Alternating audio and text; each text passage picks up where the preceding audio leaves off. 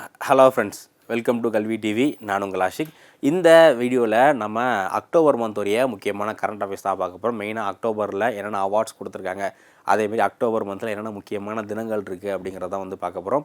So first நம்ம இன்றைக்கான topic போயிடலாம். நீங்கள் அடுத்த வருஷம் வரக்கூடிய எந்த எக்ஸாம்ஸ்க்கு ப்ரூவ் பண்ணிட்டு இருந்தாலும் அக்டோபர் மந்தோடைய டாபிக்ஸ்லாம் ரொம்ப ரொம்ப முக்கியம். ஸோ அதனால் கொஞ்சம் நல்லா கவனித்து நான் சொல்லக்கூடிய முக்கியமான விஷயங்கள்லாம் நோட்ஸ் எடுத்துக்கோங்க. இன்றைக்கி நம்ம முதல்ல பார்க்க போகிறது என்ன அப்படின்னா, ஃபஸ்ட்டு அவார்ட்ஸ் பார்க்க போகிறோம். முதல் அவார்டு என்னென்னா business line change maker award அப்படிங்கிற இந்த ஒரு அவார்டு. பிஸ்னஸ் லைன் அப்படிங்கிற ஒரு தனியார் பத்திரிகை இருக்காங்க, அவங்க என்ன பண்ணுறாங்கன்னா business line change maker award, business line change maker award அப்படிங்கிற இந்த ஒரு அவார்டு 2025க்காக கொடுத்துருக்காங்க. ஸோ இந்த அவார்டை யார் வாங்கியிருக்கா அப்படின்னா நம்மளுடைய டிஆர்டிஓ அப்படிங்கிறது நம்ம மத்திய அரசாங்கத்துடைய அந்த டிஃபென்ஸ் சம்மந்தமான விஷயங்கள்லாம் மேனுஃபேக்சரிங் பண்ணுறாங்க இல்லையா, அவங்க தான் டிஆர்டிஓ. ஸோ எதுக்காகனா want for leadership in the indigenous strategic technology and promoting self Reliance. எதுக்காக டிஃபென்ஸில் நிறைய புது டெக்னாலஜிஸ், நம்ம டிஃபென்ஸ் டெக்னாலஜிஸ் எல்லாமே இதுக்கு முன்னாடி வெளிநாடுகளில் தான் வாங்கிட்டு இருந்தோம், ரஷ்யாவிலேருந்து அமெரிக்காவில் தான் வாங்கிட்டு இருந்தோம். பட் இப்போது டிஆர்டிஓடைய முயற்சினால் இந்தியாவிலேயே நிறையா விஷயங்கள்லாம் உருவாக்க ஆரம்பிச்சிட்டாங்க. ஸோ அதனால் டிஆர்டிஓக்கு business line change maker award அப்படிங்கிற இந்த ஒரு அவார்டு டிஆர்டிஓ கொடுத்துருக்காங்க. ஓகேங்களா. So next iconic change maker award. So iconic change maker அப்படிங்கிற இந்த ஒரு அவார்டு யார் கொடுத்துருக்காங்கன்னா அசீம் பிரேம்ஜி. ஸோ அசீம் பிரேம்ஜி ஃபவுண்டேஷன் அப்படிங்கிற இந்த ஒரு ஃபவுண்டேஷனுக்கு என்ன அவார்டு கொடுத்துருக்காங்க, iconic change maker award 2025. Iconic change maker award 2025 அப்படிங்கிற இந்த ஒரு அவார்டு யார் கொடுத்துருக்காங்க, அசீம் பிரேம்ஜி ஃபவுண்டேஷன் அப்படிங்கிற இந்த ஒரு ஃபவுண்டேஷனுக்கு கொடுத்துருக்காங்க. எதுக்காகனா இந்த ஃபவுண்டேஷன் மூலியமாக நிறையா குழந்தைகளுக்கு இலவசமாக படிப்பு கல்விக்காக உதவி பண்ணுறாங்க. அது மட்டும் இல்லாமல் இன்னும் நிறையா இந்தியா முழுக்க மக்களுக்கு உதவி பண்ணுறதுனால அசீம் பிரேம்ஜி ஃபவுண்டேஷனுக்கு ஐகானிக் சேஞ்ச் மேக்கர் அவார்ட் 2025 அப்படிங்கிற இந்த ஒரு அவார்டும் கொடுத்துருக்காங்க. ஓகேவா. ஸோ அடுத்து global tourism award. So global tourism award 2025 அப்படிங்கிற இந்த அவார்டு ஆந்திராவுடைய டூரிசத்துக்கு கிடச்சிருக்கு. ஓகேங்களா. ஸோ குளோபல் டூரிசம் அப்படிங்கிறது உலகத்தில் எங்கே டூரிசம்லாம் சிறப்பாக இருக்குது, எங்கே என்வரான்மெண்ட்டை பாதிக்காமல் எக்கோ ஃப்ரெண்ட்லி எங்கெல்லாம் டூரிசம் இருக்குது அப்படிங்கிற இடத்த கண்டுபிடிச்சி என்ன பண்ணுவாங்க, global tourism award 2025, global tourism award 2025 அப்படிங்கிற இந்த ஒரு அவார்டு கொடுப்பாங்க.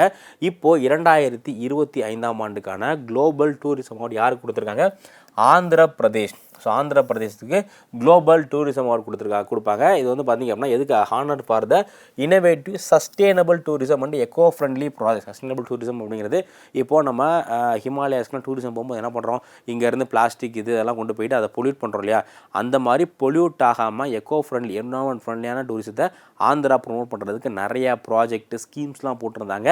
அதுக்காக என்ன பண்ணுறாங்க அப்படின்னா ஆந்திராவுடைய டூரிசத்துக்கு குளோபல் டூரிசம் அவார்ட் 2025 அப்படிங்கிற இந்த ஒரு அவார்டு குளோபல் டூரிசம் அவார்ட் 2025 அப்படிங்கிற இந்த அவார்டு கொடுக்குறாங்க. ஓகேவா. ஸோ அடுத்து ஆந்திர பிரதேஷ்க்கு மறுபடியும் Andhra Pradesh tourism excellence award அப்படிங்கிற இந்த ஒரு அவார்டு. இது பார்த்திங்கன்னா விஜயவாடாவில் நோவாட்டல். ஸோ விஜயவாடா நோவாட்டலுக்கு என்ன பண்ணியிருக்காங்க அப்படின்னா Andhra Pradesh tourism excellence award அப்படிங்கிற இந்த ஒரு அவார்டு கொடுத்துருக்காங்க. எதுக்காக அப்படின்னா declared as best 5 star hotel, ஆந்திராவுடைய பெஸ்ட் 5 ஸ்டார் ஹோட்டலாக நோவோட்டல் விஜயவாடா அப்படிங்கிற இந்த ஒரு 5 ஸ்டார் ஹோட்டலுக்கு என்ன பண்ணுறாங்க, ஆந்திர பிரதேஷோடைய டூரிசம் எக்ஸலன்ஸ் அவார்டு கொடுத்துருக்காங்க. எதுக்காக அப்படின்னா பெஸ்ட்டாக ஒரு 5 ஸ்டார் ஹோட்டல் மெயின்டைன் பண்ணதுக்கு, ரொம்ப க்ளீன்லியாக டூரிஸ்ட் எல்லாமே அட்ராக்ட் பண்ணுற மாதிரியான ஒரு 5 ஸ்டார் ஹோட்டல் மெயின்டைன் பண்ணதுக்காக ஆந்திர பிரதேசத்துடைய நோவோட்டல் விஜயவாடா அப்படிங்கிற இந்த ஒரு ஹோட்டலுக்கு Andhra Pradesh tourism excellence award அப்படிங்கிற இந்த ஒரு அவார்டு கொடுத்துருக்காங்க. அடுத்து ISSA அவார்ட் 2025. ISSA அப்படிங்கிறது இது social security, international social security association அப்படிங்கிறது தான் ISSA. இவங்களுடைய முக்கியமான வேலை என்ன அப்படின்னா, இப்போது நீங்கள் ஒரு ஃபார்மல் செக்டரில் ஒர்க் பண்ணுறீங்க அப்படின்னா உங்களுக்கு எல்லா சோசியல் செக்யூரிட்டியும் இருக்கும். உங்களுக்கு ப்ராப்பரான சேவிங் ஸ்கீம்ஸ் இருக்கும், உங்களுக்கு EPFO PF இந்த மாதிரி எல்லா விஷயங்களும் இருக்கும்.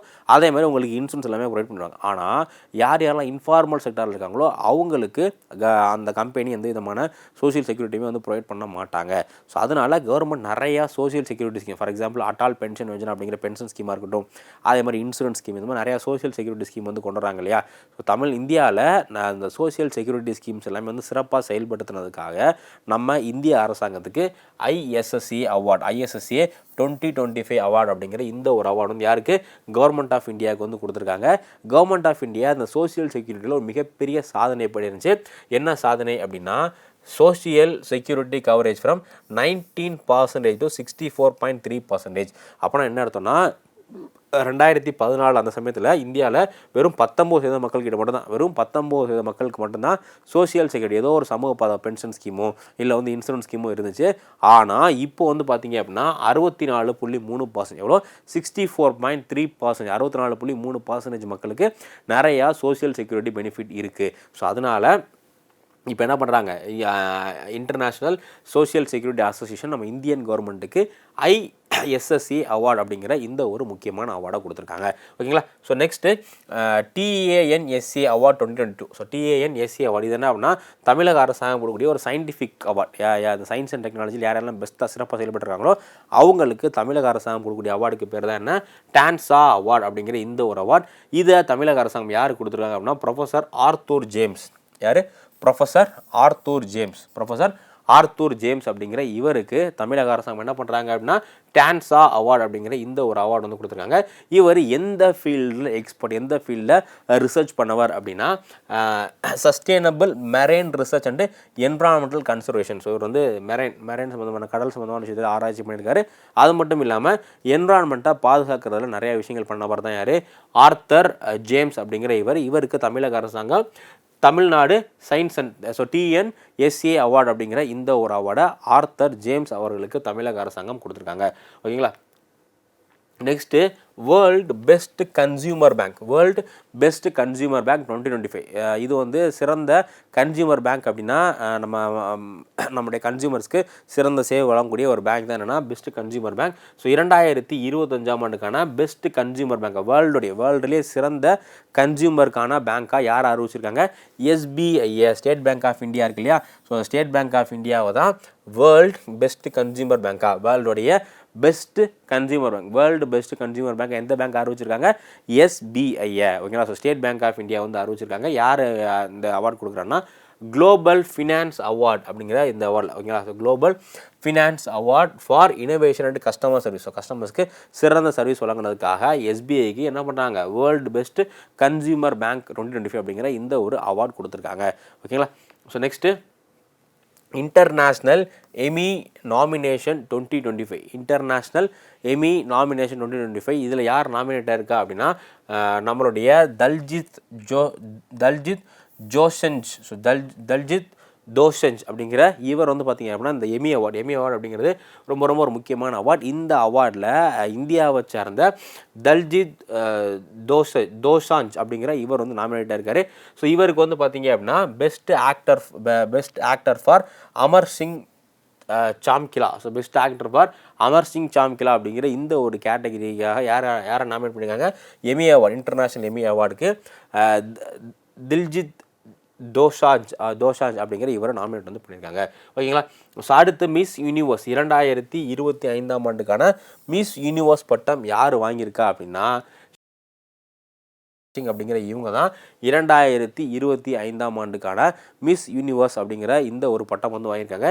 ஸோ இவங்க Indian representative on the title in Manila advocating for women empowerment and mental health. So யார் பேர் என்ன, ஸ்ரேயா சிங் அப்படிங்கிற இவங்க தான் மிஸ் யூனிவர்ஸ். ஸோ இப்போ நல்லா ஞாபகம் வச்சுங்க, மிஸ் யூனிவர்ஸ் பட்டம் யார் வாங்கியிருக்கா. ஸோ மிஸ் யூனிவர்ஸ் பட்டம் வந்து யார் வாங்கியிருக்கா அப்படின்னா இந்தியாவுடைய ஸ்ரேயா. ஸோ மிஸ்ஸஸ் யூனிவர்ஸ் அப்படிங்கிற பட்டம் இந்தியாவுடைய ஸ்ரேயா சிங் பேர் ஞாபகம் வச்சுங்க. ஸ்ரேயா சிங் அப்படிங்கிற இவங்க வந்து வாங்கியிருக்காங்க. இந்த ஈவெண்ட் எங்கே நடந்துச்சு அப்படின்னா மணிலாவில். ஸோ மணிலாவில் தான் வந்து இந்த ஈவெண்ட் நடந்துச்சு. இதில் ஸ்ரேயா சிங் அப்படிங்கிறவங்க இந்த பட்டம் வந்து வாங்கியிருக்காங்க. So next Kenton R Miller award. இது ரொம்ப ரொம்ப ஒரு முக்கியமான அவார்டு. இதுவரை சவுத் ஏஷியாவில் இந்த அவார்டு வந்து யாருமே வாங்கினது கிடையாது.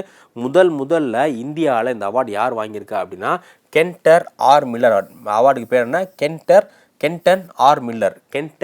ஆர் மில்லர் அவார்டு அப்படிங்கிற இந்த அவார்டு யார் வாங்கியிருக்கா அப்படின்னா ஷொனாலி கோஷ் அப்படிங்கிற இவங்க இந்த அவார்டு வாங்கியிருக்காங்க. இது யார் கொடுக்குறா, IUCN அவார்டு. இது வந்து IUCN International Union for Conservation of Nature, IUCN இருக்கு இல்லையா, IUCN கொடுக்கக்கூடிய ஒரு மிக உயர்ந்த அவார்டு தான் என்ன அப்படின்னா இந்த கென்டன் ஆர் மில்லர் அவார்டு அப்படிங்கிற அவார்டு.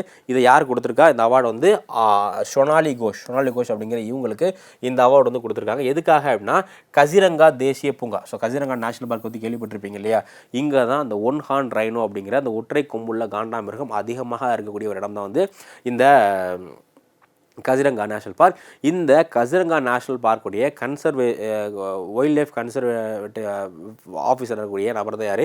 சோனாலி கோஷ். இவங்களுக்கு கென்டன் ஆர் மில்லர் ரொம்ப ரொம்ப முக்கியம். இந்த கொஸ்டின் நல்லா நோட் பண்ணிக்கோங்க, எக்ஸாமில் ரெஃப்ளெக்ட் ஆகிறதுக்கு அதிகமான சான்சஸ் இருக்குது. Kenton R Miller award. Okay, so next British Academy Book Prize 2025. British Academy Book Prize. பிரிட்டனில் என்ன பண்ணுறாங்கன்னா, இங்கிலாண்டில் சிறந்த புக்குக்காக ஒரு அவார்ட் கொடுக்குறாங்க. அதுக்கு பேர் தான் என்ன? British Academy Book Prize. So British Academy Book Prize 2025 அப்படிங்கிற இந்த அவார்டை 2025 யார் வாங்கியிருக்கா அப்படின்னா சுனில் அம்ரித். யார்? சுனில் அம்ரித் அப்படிங்கிற இவர் British Academy Book Prize 2025. British Academy Book Prize 2025 அப்படிங்கிற இந்த அவார்டு யார் வாங்கியிருக்கா அப்படின்னா சுனில் அம்ரித் அப்படிங்கிற இவர் வந்து வாங்கியிருக்காரு. எதுக்காக அப்படின்னா the burning earth and environmental history of last 500 year. இந்த புத்தகத்தோட பேர் என்ன? The burning earth.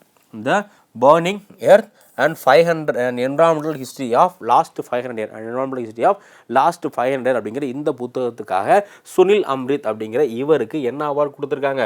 British Academy Book Prize. So British Academy Book Prize அப்படிங்கிற இந்த ஒரு பரிசை சுனில் அம்ரித் அப்படிங்கிற நபருக்கு கொடுத்துருக்காங்க. So next World Food Prize. So World Food Prize அப்படிங்கிற இது வந்து பார்த்திங்கன்னா நார்மன் போர்லாக் இருக்கார் இல்லையா, ஃபாதர் ஆஃப் கிரீன் ரெவல்யூஷன், வேர்ல்டுடைய இந்தியாவுடைய father of green revolution M S. Swaminathan. அதே மாதிரி வேர்ல்டுடைய ஃபாதர் ஆஃப் கிரீன் ரெவல்யூஷன் யார் அப்படின்னா நார்மன் போர்லாக். இவர் ஒரு ஃபவுண்டேஷன் ஆரம்பிச்சிருக்காரு. அந்த ஃபவுண்டேஷனுக்கு பேர் தான் என்ன? வேர்ல்டு ஃபுட் ப்ரைஸ் அப்படிங்கிற இந்த ஒரு அமைப்பு. இவங்க 2 முக்கியமான அவார்டு வந்து கொடுக்குறாங்க. ஒன்று என்ன அப்படின்னா குளோபல் ஃபுட் ப்ரைஸ் அப்படிங்கிற அவார்டு கொடுக்குறாங்க. இந்த ஆண்டு குளோபல் ஃபுட் ப்ரைஸ் வந்து ஹங்கேரியா அப்படிங்கிறவங்க வந்து வாங்கியிருந்தாங்க. அதே மாதிரி வேர்ல்டு ஃபுட் ப்ரைஸ் வந்து நம்ம இந்தியாவுடைய சஞ்சீவ் கபூர் அப்படிங்கிற இவர் என்ன பண்ணுறாங்க அப்படின்னா டாப் அக்ரி ஃபுட் பயோனியர். யார்? ஸோ சஞ்சீவ் கபூர் அப்படிங்கிற இவரை டாப் அக்ரி ஃபுட் பயோனியராக யார் அறிவிச்சிருக்கா? வேர்ல்டு ஃபுட் ப்ரைஸ் வந்து அறிவிச்சிருக்காங்க. எதுக்காக அப்படின்னா நியூட்ரிஷன் பற்றி, இந்த உணவுப் பொருட்களுடைய முக்கியத்துவம், எந்தெந்த உணவுலாம் அதிகமாக சாப்பிடணும், எதெல்லாம் அதிகமான ஊட்டச்சத்துக்கள் இருக்குது அப்படிங்கிறத பற்றி மக்களுக்கு விழிப்புணர்வு ஏற்படுத்துறதுக்காக சஞ்சீவ் கபூர் இவர் வந்து ஒரு முக்கியமான செஃப். இந்த ஏரியல் ஆட்லாம் வருவார் இல்லையா, அவர் தான் சஞ்சீவ் கபூர். இவருக்கு இந்த அவார்டு கொடுத்துருக்காங்க. ஓகேவா? ஸோ அடுத்து நோபல் ப்ரைஸ் ரொம்ப ரொம்ப முக்கியம். கண்டிப்பாக ஒரு கொஸ்டின் வந்து நமக்கு நோபல் ப்ரைஸ் வந்து கேட்டுருவாங்க. ஓகேங்களா? ஸோ இந்த வருஷம் அக்டோபரில் நோபல் பரிசு வந்து கொடுத்துருந்தாங்க. நோபல் பரிசு யார் யாருக்கு என்ன பரிசு கொடுத்துருக்காங்க அப்படிங்கிறத நம்ம வந்து பார்த்துடலாம். நோபல் பரிசை பொறுத்தவரை ஒரு 6 கேட்டகரி நோபல் பரிசு கொடுக்குறாங்க.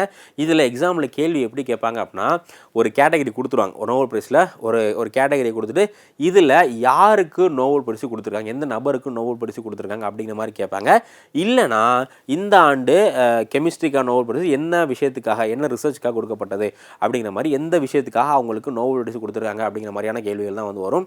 ஸோ அதனால் நோபல் பரிசை பொறுத்தவரை என்ன ஃபீல்டில் யாருக்கு எதுக்காக அப்படிங்கிறது ரொம்ப ரொம்ப முக்கியம். யாருக்கு முதல்ல யாருக்கு அப்படிங்கிறது தான் அதிகமாக கேட்பாங்க. பட் இப்போது எதுக்காக கொடுத்துருக்காங்க அப்படிங்கிறது ரொம்ப ரொம்ப முக்கியம். ஸோ இப்போது வந்து பார்த்திங்க அப்படின்னா ஃபஸ்ட்டு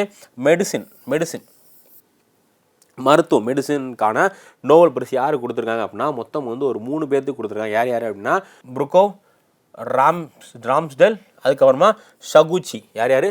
புருக்னோவ், ராம்ஸ்டெல், ஷகுச்சி அப்படிங்கிற இந்த 3 பேர்த்துக்கும் எதுக்காக கொடுத்துருக்காங்க அப்படின்னா ரெகுலேட்டரி T செல் அப்படிங்கிற இந்த இம்யூன் டாலரன்ஸ் அப்படிங்கிற இந்த விஷயத்தை பற்றி ரிசர்ச் பண்ணதுக்காக மருத்துவத்திற்கான நோபல் பரிசு யாருக்கு வழங்கப்பட்டிருக்கு? புருக்னோவ், ராம்ஸ்டெல், ஷகுச்சி அப்படிங்கிற இந்த 3 பேர்த்துக்கும் நோபல் பரிசு வழங்கியிருக்காங்க. ஸோ அடுத்து பார்த்தீங்க அப்படின்னா ஃபிசிக்ஸ். ஸோ அடுத்து வந்து இயற்பியலுக்கான நோபல் பரிசு யாருக்கு வழங்கப்பட்டிருக்குன்னா இதுவும் வந்து ஒரு 3 பேர்த்துக்கு வழங்கப்பட்டிருக்கு. ஸோ ஃபஸ்ட்டு கிளார்க் அப்படிங்கிற இவருக்கு, தென் டிவோர்ட், அதுக்கப்புறம் வந்து Martinis. So Clarke, Devoret, Martinis அப்படிங்கிற இந்த 3 பேர்த்துக்கு என்ன பண்ணியிருக்காங்க? இவங்க 3 பேர்த்துக்கு வந்து பார்த்திங்க அப்படின்னா ஃபிசிக்ஸ்க்கான நோபல் பரிசு வந்து வழங்கியிருக்காங்க. என்ன விஷயத்துக்காக அப்படின்னா இவங்க வந்து குவாண்டம் டனலிங், இந்த குவாண்டம் கம்ப்யூட்டிங் இருக்கு இல்லையா, இந்த குவாண்டம் கம்ப்யூட்டிங்கை பேஸ் பண்ணி, இந்த குவாண்டம் டெக்னாலஜியை பேஸ் பண்ணி குவாண்டம் டனலிங் அப்படிங்கிற ஒரு விஷயம் வந்து பண்ணியிருந்தாங்க. இந்த குவாண்டம் டனலிங்காக ஃபிசிக்ஸ்க்கான நோபல் பரிசு கிளார்க், டெவ்ரோட், மார்டின்ஸ் அப்படிங்கிற அந்த 3 பேர்த்துக்கும் கொடுத்துருக்காங்க. அடுத்து கெமிஸ்ட்ரி. ஸோ மொத்தம் நோபல் பரிசை பொறுத்தவரை ஃபஸ்ட்டு என்ன பார்த்தோம்? ஃபஸ்ட்டு வந்து மெடிசின் பார்த்தோம் இல்லையா, ஃபஸ்ட்டு மெடிசின், 2வது ஃபிசிக்ஸ், அடுத்து 3வது கெமிஸ்ட்ரி. ஸோ கெமிஸ்ட்ரிக்கான நோபல் பரிசு அப்படிங்கிறது இதுவும் வந்து 3 பேர்த்துக்கு, கெமிஸ்ட்ரிக்கான நோபல் பரிசு 3 பேர்த்துக்கு கொடுத்துருக்காங்க. என்ன ரிசர்ச்காக அப்படின்னா மெட்டல் ஆர்கானிக் ஃப்ரேம்வொர்க் அப்படிங்கிற இந்த ஒரு விஷயத்துக்காக யாருக்கு? Kitagawa, Robson, Yaghi. So Kitagawa, Robson, Yaghi அப்படிங்கிற இந்த 3 பேத்துக்கும் metal organic frameworks, metal organic framework அப்படிங்கிற இந்த விஷயம் பண்ணதுக்காக கெமிஸ்ட்ரி 3வது ஃபீல்டுக்கான நோபல் பரிசு. ஸோ அடுத்து 4வது ஃபீல்டு என்ன அப்படின்னா, 4வது ஃபீல்டு இலக்கியம். ரொம்ப ரொம்ப முக்கியம். இதுக்கு முன்னாடி பார்த்த ஃபீல்டெலாம் வந்து 2-3 பேர்த்துக்கு கொடுப்பாங்க. பட் இலக்கியத்துக்கெலாம் வந்து ஒரே ஒரு ஆள் தான். இலக்கியம், அமைதி மாதிரியான பரிசுலாம் ஒரே ஒரு நபருக்கு மட்டும்தான் கொடுப்பாங்க. ஸோ இந்த ஆண்டு இலக்கியத்திற்கான நோபல் பரிசு யார் கொடுத்துருக்காங்க அப்படின்னா, ஹங்கேரி நாட்டை சார்ந்த ஒரு மிக முக்கியமான எழுத்தாளரான லாஸ்லோ கிரான்ஸ்லோ ஹொர்கை. லாஸ்லோ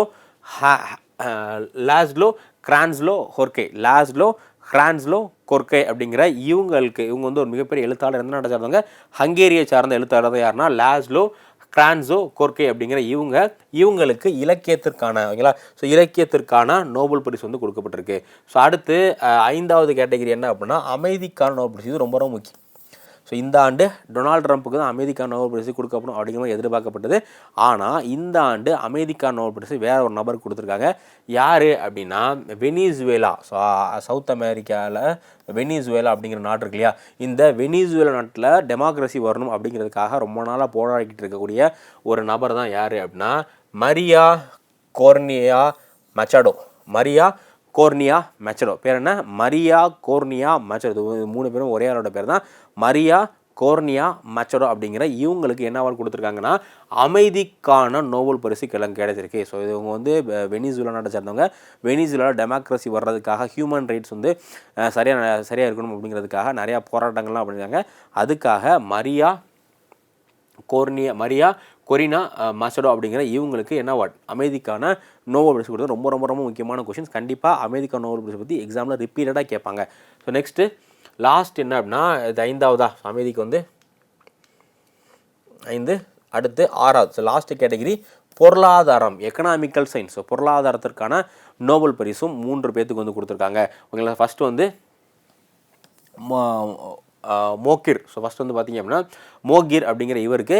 அடுத்து 2 பேர் வந்து அகினோ ஹோவிட். ஸோ அகினோ ஹோவிட் அப்படிங்கிற இவங்க 2 பேர்த்துக்கும் ஒரு விஷயத்துக்காக, அகினோ ஹோவிட் அப்படிங்கிற இவங்க 2 பேர்த்துக்கு ஒரு விஷயத்துக்காக, மொய்கூர் அப்படிங்கிற இவருக்கு ஒரு விஷயத்துக்காக கொடுத்துருக்காங்க. இவங்க என்ன ஃபீல்டில் ரிசர்ச் பண்ணாங்க? இந்த 3 பேரும் என்ன ஃபீல்டு ரிசர்ச் பண்ணாங்க அப்படின்னா, மெயினாக innovation driven growth and creative destruction. என்ன விஷயம்? கிரியேட்டிவ் டிஸ்ட்ரக்ஷன் அப்படிங்கிற இந்த விஷயத்துக்காக யாருக்கு கொடுத்துருக்காங்க எக்கனாமிக் நோபல் பரிசு? இந்த 3 பேர்த்துக்காகவும். ஸோ மொய்கிர், அகினோ அண்டு ஹோவிட் அப்படிங்கிற இந்த 3 பேர்த்துக்கும் எதுக்கான அவார்டு கொடுத்துருக்காங்க? 3 பேர்த்துக்கும் வந்து பார்த்திங்க அப்படின்னா எக்கனாமிக்கான இவங்க வந்து கிரியேட்டிவ் டிஸ்ட்ரக்ஷன் அப்படிங்கிற இந்த ஒரு ஃபீல்டை பற்றி ரிசர்ச் பண்ணுறாங்க. ஸோ கிரியேட்டிவ் டிஸ்ட்ரக்ஷன் அப்படிங்கிறது என்ன?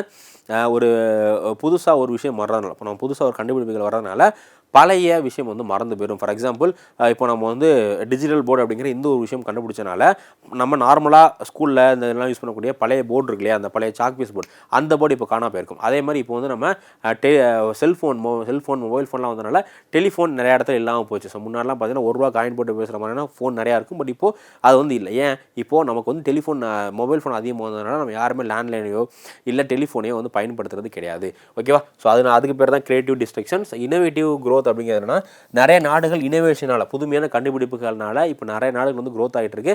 அதுக்கு பேர் தான் இனோவேஷன். இது 2யும் கண்டுபிடிச்சதுக்காக மோகிர், அகினோ ஹோவிட் அப்படிங்கிற இந்த 3 பேர்த்துக்கும் எக்கனாமிக்கான பொருளாதாரத்திற்கான நோபல் பரிசு வழங்கப்பட்டிருக்கு. ஓகேங்களா. ஸோ அடுத்து ரீசெண்டாக வேர்ல்டு யூனிவர்சிட்டி ரேங்கிங் 2026 2026ஆம் ஆண்டுக்கான வேர்ல்டு யூனிவர்சிட்டி ரேங்கிங், உலகத்துடைய சிறந்த பல்கலைக்கழகங்கள் எது அப்படிங்கிறதுக்கான வேர்ல்டு யூனிவர்சிட்டி ரேங்கிங் அப்படிங்கிற ஒரு ரேங்கிங் வந்து ரிலீஸ் பண்ணியிருந்தாங்க. இதில் ஐஐஎஸ்சி பெங்களூர் தான் டாப்பில் இருக்காங்க. யார்? Indian Institute of Science. IISc Bangalore தான் பார்த்தீங்க அப்படின்னா world university ranking 2026 world university ranking 2026 first யார் இருக்கா? IISc Bangalore, Indian Institute of Science Bangalore தான் வந்து டாப் இன்ஸ்டியூட் இருக்காங்க. அதுக்கப்புறமா India second globally with 128 institution. இதில் இந்தியா தான் வந்து அதிகமான இன்ஸ்டியூஷன், மொத்தம் 120 இன்ஸ்டியூஷன் இந்தியாவில் இருக்காங்க. இதில் டாப்பில் யார் இருக்கா அப்படின்னா ஆக்ஸ்ஃபோர்ட் பல்கலைக்கழகம். ஸோ ஆக்ஸ்ஃபோர்ட் பல்கலைக்கழகம் இருக்காங்க இல்லையா, இந்த ஆக்ஸ்ஃபோர்ட் பல்கலைக்கழகம் தான் இந்த வேர்ல்டு யூனிவர்சிட்டி ரேங்கிங் அப்படிங்கிற இந்த ரேங்கிங்கில் முதல் இடத்துல டாப்பில் இருக்கக்கூடியது இந்த பல்கலைக்கழகம் தான். ஓகேவா. ஸோ அடுத்து ஃபிலிம்ஃபேர் அவார்ட் 2025. இது ஃபிலிம்ஃபேர் அவார்ட் 2025 அப்படிங்கிற இந்த அவார்ட் கொடுத்துருந்தாங்க. இந்த அவார்டில் Laapataa ladies. So Laapataa ladies அப்படிங்கிற இந்த ஒரு படம் இதுக்கு முன்னாடி நிறைய அவார்ட்ஸ் வாங்கியிருக்கு. இப்போது இதுலேயுமே வந்து பார்த்தீங்க அப்படின்னா பெஸ்ட்டு ஃபிலிமுக்கான அவார்ட், எதுக்கான பெஸ்ட்டு ஃபிலிமுக்கான அவார்ட், பெஸ்ட்டு டேரக்டருக்கான அவார்ட், இது ரெண்டுமே யார் வாங்கியிருக்கா அப்படின்னா லாப்தா லேடிஸ் படத்துக்காக. ஸோ லாப்தா லேடிஸ் படத்துக்காக பெஸ்ட்டு ஃபிலிம்கான அவார்டும் பெஸ்ட் டேரக்டருக்கான அவார்டும் வந்து கிடச்சிருக்கு. மொத்தம் ஒரு 13 அவார்டு இந்த லாப்தா லேடிஸ் அப்படிங்கிற இந்த படத்துக்கு மொத்தம் 13 அவார்டை 17th ஃபிலிம்ஃபேர் அவார்டு 70வது ஃபிலிம்ஃபேர் அவார்டில் லாப்தா லேடிஸ் அப்படிங்கிற இந்த ஒரு படத்துக்கு எத்தனை அவார்டு கொடுத்துருக்காங்க, மொத்தம் வந்து 70 அவார்ட்ஸ் கிட்ட கொடுத்துருக்காங்க. ஓகேங்களா. ரொம்ப ரொம்ப முக்கியம். அடுத்து ஃபிலிம்ஃபேரில் பெஸ்ட்டு ஆக்ட்ரஸாக, ஸோ ஃபிலிம்ஃபேர் அவார்டில் இப்போ ரீசெண்டாக நடந்திருந்த ஃபிலிம்ஃபேர் அவார்டில் பெஸ்ட் ஆக்ட்ரஸாக சிறந்த நடிகைக்கான அவார்டு யாருக்கு கொடுத்துருக்காங்க அப்படின்னா ஆலியா பட். ஸோ ஆலியா பட் இருக்காங்க இல்லையா, ஆலியா பட் அவர்களுக்கு தான் சிறந்த நடிகை பெஸ்ட் ஆக்ட்ரஸ்க்கான அவார்டு வந்து கொடுத்துருக்காங்க. இவங்க வந்து பார்த்தீங்க அப்படின்னா சிறந்த நடிகைக்கு, அதே மாதிரி பெஸ்ட் ஆக்டருக்கான அவார்டு வந்து 2 பேர். ஒன்று என்னென்னா அபிஷேக் பச்சன் அப்படிங்கிற இவருக்கும், அடுத்து கார்த்திக் ஆரியன். ஸோ கார்த்திக் ஆரியன் அப்படிங்கிற இவங்களுக்கும் அபிஷேக் பச்சன் இந்த 2 பேர்த்துக்கும் சிறந்த நடிகருக்கான அவார்டு. ஸோ அந்த ஃபிலிம்ஃபேர் அவார்டில் மொத்தம் 3 அவார்டு பார்த்துருக்கோம். என்னென்னா ஃபஸ்ட் அவார்டு வந்து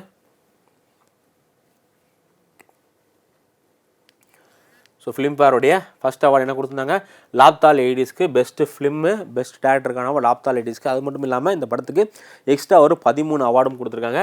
அதே மாதிரி ஆலியா பட்டுக்கு பெஸ்ட் ஆக்ட்ரஸ் அப்படிங்கிற அவார்டு கொடுத்துருக்காங்க. தென் பெஸ்ட் ஆக்டர் வந்து பார்த்தீங்க அப்படின்னா அபிஷேக் பச்சன், கார்த்திக் ஆரியன் அப்படிங்கிற இந்த 2 பேர்த்துக்கும் சிறந்த நடிகருக்கான அவார்டு வந்து கொடுக்கப்பட்டது.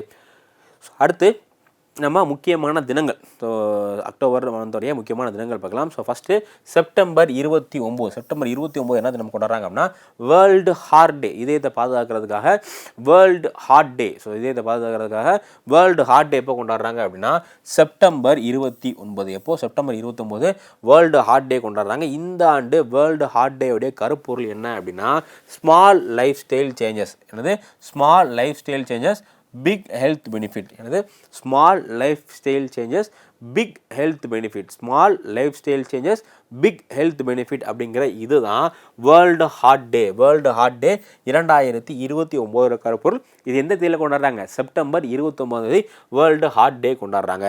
ஸோ அடுத்து அக்டோபர் 6 ஸோ அக்டோபர் 6 வேர்ல்டு லெவலில் என்ன கொண்டாடுறாங்க அப்படின்னா வேர்ல்டு செரிப்ரல் பாலசி டே. என்னது வேர்ல்டு செரிப்ரல் பாலசி டே அப்படிங்கிற இந்த ஒரு டே எப்போ கொண்டாடுறாங்க, இது October 6 October 6 world cerebral palsy டே அப்படிங்கிற இந்த டே கொண்டாடுறாங்க.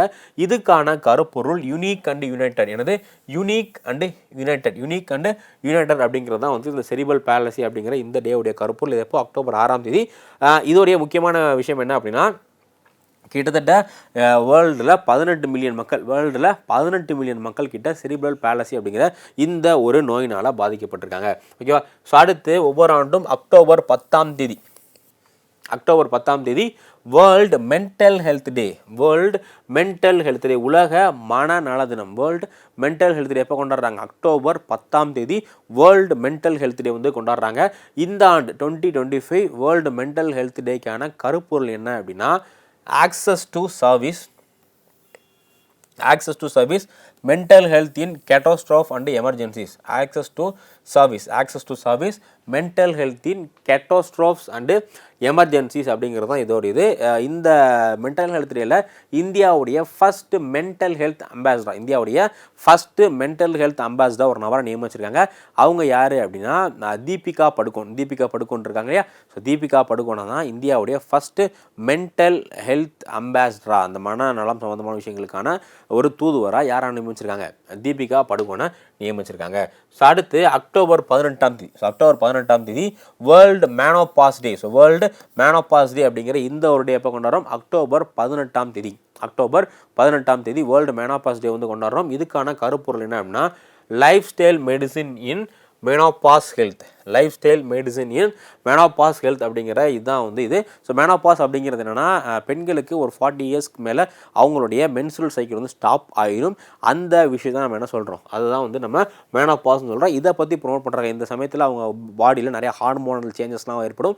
அதனால் நிறைய சைக்காலஜிக்கலாகவும் சரி ஃபிசிக்கலாகவும் சரி நிறைய விஷயங்கள் வந்து அவங்களுக்கு நிறைய பாதிப்புகளுக்கு உள்ளாவாங்க. ஸோ இதனால் இதை பற்றி அவேர்னஸ் கிரியேட் படுத்தணும் அப்படிங்கிறதுக்காக ஒவ்வொரு ஆண்டும் அக்டோபர் 18ஆம் தேதி, எப்போ அக்டோபர் 18ஆம் தேதி நம்ம என்னவா கொண்டாடுறோம், வேர்ல்டு மெனோபாஸ் டே. ஸோ வேர்ல்டு மெனோபாஸ் டே இப்போ அக்டோபர் 18, அக்டோபர் 18 மெனோபாஸ் டே வந்து கொண்டாடுறோம். ஓகேவா? ஸோ அடுத்து அக்டோபர் 20, அக்டோபர் 20 என்ன கொண்டாடுறோம் அப்படின்னா வேர்ல்டு ஆஸ்தியோபோரோசிஸ் டே. வேர்ல்டு ஆஸ்தியோபோரோசிஸ் டே, வேர்ல்டு ஆஸ்தியோபோரோசிஸ் டே அப்படிங்கிற இந்த ஒரு டே வந்து நம்ம எப்போ கொண்டாடுறோம்னா இது வந்து எலும்பு நலனுக்காக, போன் ஹெல்த்துக்காக ஆஸ்தியோபோரோசிஸ் டே அப்படிங்கிற இந்த ஒரு டே அக்டோபர் 20ஆம் தேதி, ஒவ்வொரு ஆண்டும் அக்டோபர் 20ஆம் தேதியை வேர்ல்டு ஆஸ்டியோபோரோசிஸ் டே அப்படிங்கிற இந்த டேவை கொண்டாடுறோம். இந்த ஆண்டுக்கான தீம் என்ன, இட்ஸ் அன்அக்செப்டபிள். இட்ஸ் அன்அக்செப்டபிள் அப்படிங்கிறதா என்னது, ரொம்ப ஷார்ட் தான். இட்ஸ் அன்அக்செப்டபிள், இட்ஸ் அன்அக்செப்டபிள் அப்படிங்கிறது தான் வேர்ல்டு ஆஸ்டியோபோரோசிஸ் டே. வேர்ல்டு ஆஸ்டியோபோரோசிஸ் டேவுடைய கருப்பொருள் என்ன, இட்ஸ் அன்அக்செப்டபிள் அப்படிங்கிறது தான் வேர்ல்டு ஆஸ்டியோபோரோசிஸ் டேவுடைய கருப்பொருளாக இருக்குது. அடுத்து அக்டோபர் 29ஆம் தேதி நம்ம வந்து வேர்ல்டு ஸ்ட்ரோக் டே. ஸ்ட்ரோக் அப்படிங்கிறது நமக்கு அந்த வாதம்லாம் ஏற்படும் இல்லையா. ஸோ வேர்ல்டு ஸ்ட்ரோக் டே, இந்த பிரெயினில் போகக்கூடிய பிளட் ஃப்ளோ வந்து பாதிக்கப்பட்டுச்சு அப்படின்னா நமக்கு வந்து ஸ்ட்ரோக் ஏற்படும். இந்த ஸ்ட்ரோக்கை பற்றி அவேர்னஸ் கிரியேட் பண்ணுறதுக்காக வேர்ல்டு ஸ்ட்ரோக் டே, ஒவ்வொரு ஆண்டும் வேர்ல்டு ஸ்ட்ரோக் டே நம்ம எப்போ கொண்டாடுறோம் அப்படின்னா அக்டோபர் 29ஆம் தேதி கண்டுபிடிக்கிறோம். ஸோ இந்த ஆண்டு ஆயுர்வேதத்தில் ஸ்ட்ரோக்கான என்னெல்லாம் வந்து மருத்துவ முறைகள் இருக்குது அப்படிங்கிறத நம்ம மத்திய அரசாங்கம் வந்து ப்ரொமோட் பண்ணியிருக்காங்க. ஓகேங்களா? So next October 4 world animal டே. இது வந்து பார்த்திங்கன்னா 100வது, இந்த அக்டோபர் 2025 அப்படிங்கிறது 100வது அனிவர்சரி, வேர்ல்டு அனிமல் டேவுடைய 100வது அனிவர்சரி.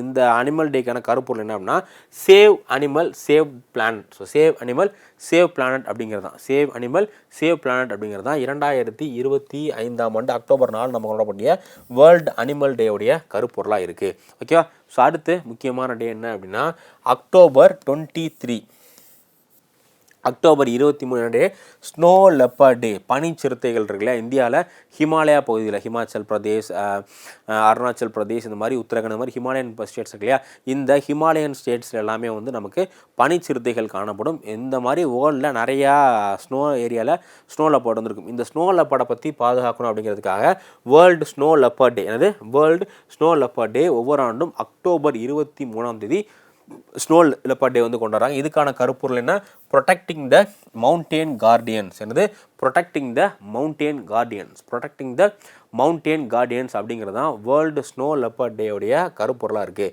ஓகேங்களா? ஸோ நெக்ஸ்ட்டு முக்கியமான டே என்ன அப்படின்னா அக்டோபர் 6ஆம் தேதி, ஒவ்வொரு ஆண்டும் அக்டோபர் 6ஆம் தேதி என்ன கொண்டாடுறாங்கன்னா வேர்ல்டு ஹேபிட்டாட் டே.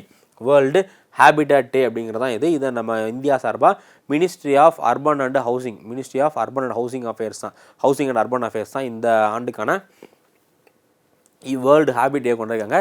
இந்த ஹேபிட் டேக்கான கருப்பொருள் என்ன, urban crisis response. Urban crisis response, urban crisis response. So urban crisis response அப்படிங்கிற இதுதான் 2025ஆம் ஆண்டு அக்டோபர் 6ஆம் தேதி கொண்டாடக்கூடிய வேர்ல்டு ஹேபிட்டேட் டே. வேர்ல்டு ஹேபிட்டேட் டேக்கான கருப்பொருள். நெக்ஸ்ட்டு அக்டோபர் 10ஆம் தேதி நேஷ்னல் போஸ்ட் டே. இந்தியாவில் நேஷ்னல் போஸ்ட் டே, தேசிய தபால் தினம். நேஷ்னல் போஸ்ட் டே, தேசிய தபால் தினம் எப்போ கொண்டாடுறோம், அக்டோபர் 10ஆம் தேதி கொண்டாடுறோம். இதுக்கான கருப்பொருள் என்ன அப்படின்னா போஸ்ட் ஃபார் பீப்புள். என்னது, post for people. So post for people, local service, global reach. So post for people, post for people, local service, global reach. Post for people, local service, global reach அப்படிங்கிற இதுதான் national post டே. இந்தியாவுடைய national post டே இருக்கு இல்லையா, national post டேவுடைய கருப்பொருள் என்ன, post for people, local service, global reach அப்படிங்கிறது தான் post டேவுடைய கருப்பொருளாக இருக்குது. அடுத்து அக்டோபர் 14 வந்து வேர்ல்டு ஸ்டாண்டர்ட் டே. அக்டோபர் 14ஆம் தேதி வேர்ல்டு ஸ்டாண்டர்ட் டே. நம்ம இந்தியாவில் பிஏஎஸ்லாம் இருக்கு இல்லையா, அதே மாதிரி இந்த தர கட்டுப்பாட்டுக்கான ஒரு தினம் தானே வேர்ல்டு ஸ்டாண்டர்ட் டே அப்படிங்கிறது. இதுக்கான கருப்பொருள் theme shared vision for a better world. Shared vision, shared vision for a better world அப்படிங்கிறது தான் என்ன டேக்கான கருப்பொருள், வேர்ல்டு ஸ்டாண்டர்ட்ஸ் டே. ஸோ வேர்ல்டு ஸ்டாண்டர்ட் டேஸ்க்கான தீம் என்ன, better shared vision for a better world அப்படிங்கிறதா இதுக்கான கருப்பொருள். அடுத்து அக்டோபர் 24 நம்ம வந்து யூஎன் டே ரொம்ப ரொம்ப முக்கியம். இந்த ஆண்டு யுனைடெட் நேஷன் ஆரம்பித்து ஒரு 80 ஆண்டுகள் ஆக போகுது. யூஎன் வந்து 1945 ஆரம்பிச்சிருப்பாங்க. இப்போ 2025 அப்படிங்கிறது ஐநாவுடைய 80வது அனிவர்சரி. ஸோ இதுக்காக ஒரு மிகப்பெரிய மாநாடை இந்த வருஷம் யூஎனில் ஹோஸ்ட் வந்து பண்ணியிருந்தாங்க. ஸோ அப்போ யூஎன் டே எப்போ கொண்டாடுறோம்? யூஎன் டே வந்து அக்டோபர் 24 எதுக்காக? 1945 அக்டோபர் 24 தான் யூஎன் அப்படிங்கிற இந்த ஒரு அமைப்பு செயல்பாட்டுக்கு வந்தது. அதை செலிப்ரேட் பண்ணுறதுக்காக என்ன பண்ணுறோம்? யுனைடெட் நேஷன் டே ஒவ்வொரு ஆண்டும் யுனைடெட் நேஷன் டே யூஎன் டே அப்படிங்கிற இந்த ஒரு டேயை அக்டோபர் 24 யூஎன் டே அப்படிங்கிற இந்த டே வந்து கொண்டாடுறோம். ஓகேவா? ஸோ அடுத்து வேர்ல்டு போலியோ டே அக்டோபர் 24 தான். இதுக்கான கருப்பொருள் end polio every child everywhere, end polio every child everywhere every vaccine அப்படிங்கிறது தான் வேர்ல்டு போலியோ டேவுடைய கருப்பொருள். தென் அக்டோபர் 27 நவம்பர் 2 வரை விஜிலன்ஸ் அவேர்னஸ் வீக்காக இந்தியாவில் கொண்டாடுறாங்க. இதுக்கான தீம் என்ன அப்படின்னா விஜிலன்ஸ் அவர் ஷேர்டு ரெஸ்பான்சிபிலிட்டி அப்படிங்கிறதா இதுக்கான தீமாக இருக்குது. ஓகேங்களா?